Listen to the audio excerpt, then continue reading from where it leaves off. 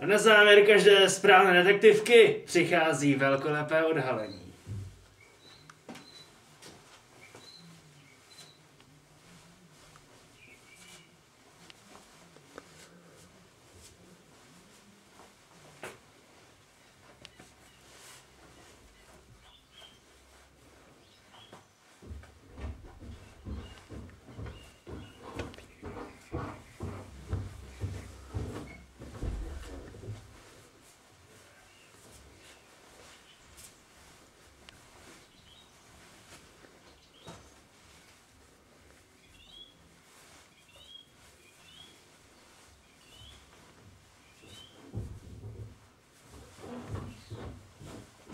Tada!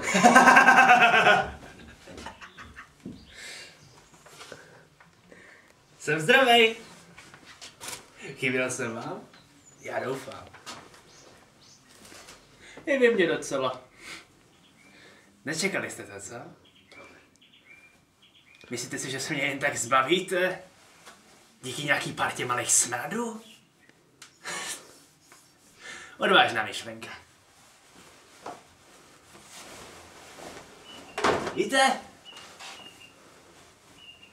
Je to zajímavý pocit být mrtvý. Člověk má klid, nikdo ho neotravuje a může v klidu přemýšlet. Třeba nad nějakou pomstou nebo něčím podobným. A nebojte, není to jenom tak nějaký návrat. Bude to velký návrat.